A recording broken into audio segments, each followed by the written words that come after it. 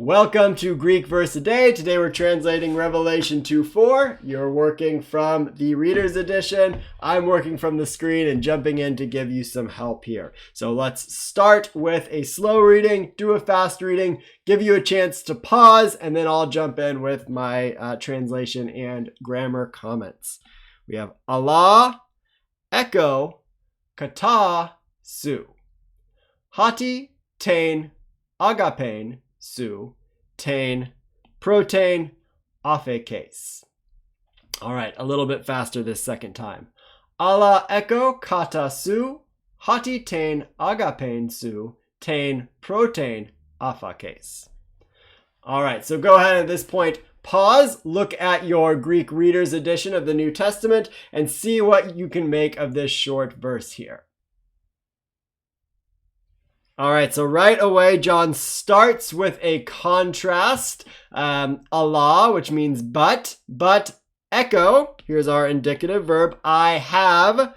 And then in English, we get the this in there. We throw in the this, but what we really just have is a prepositional phrase, kata su. Kata, a preposition, when it has the genitive following it, means against, so against you. So literally, but I have against you. And then the hati is sort of serving as like a colon here. I have against you, and that's where we get the this. And all of this right here is going to be the content of what the one standing in the middle of the seven lampstands with the seven stars in his right hand has against the angel over the church in Ephesus, namely the congregation or congregations in Ephesus. And what he has is Tain Agapain Su. So notice we have an accusative feminine singular here. So it's going to be the object of a verb, probably. Well, it is going to be what we expect. Probably, because we haven't seen the verb yet. Your love, and then tain protain, the first. So all of this right here is going to be an attributive adjectival phrase. So tain protain is an adjective that's going with and describing tain agapain, the love. The love, the first one. Remember when an adjective has the article before it and it's modifying another noun, it's in attributive position. So in English, we put that as first love, the first love, and then the su stuck in there indicating possession, your first love. So we sort of change the whole word order around in English, whereas in Greek it's the love, yours, the first one. We make it your first love. And then the last word in our verse here is actually our indicative verb for this clause. And this is going to be our parsing information. It's going to be an aorist, active, indicative, second person singular from off me. So this is a me verb.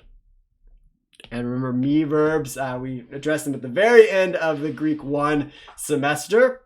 They take their name by the fact that their first person singular in the present active indicative ends with me. And there's some peculiar features about me verbs. And one of their peculiar features is that many of them take a kappa tense formative for the aorist. So whereas with omega conjugation verbs like Lego, we expect a sa for the aorist.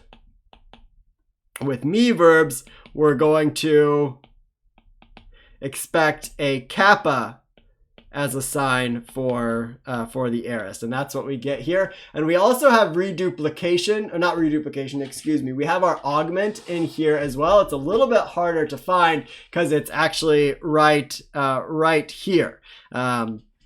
So what we have with aphiemi, I'm going to explain these steps to you, which may or may not help you. If it doesn't help you, let it go in one ear and out the other.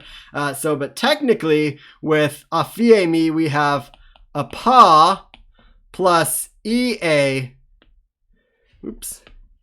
me. So remember, this is a preposition, and it's a proper preposition, meaning it's properly preposed of a verb. And remember, when you have a preposition stuck on the beginning of a verb, the augment comes between the preposition and the verb itself. So that's why we don't have an augment at the beginning of afiemi or afekes here, but our augment actually comes right here between off, and then this also, I should say, this p has gone to a phi for reasons of pronunciation. Our augment is right in there, so our augment is another sign to the aorist. So we have the sign to the augment is the sign to the aorist, and also the kappa as the sign to the aorist with me verbs, and then the epsilon sigma is our sign to the second person singular.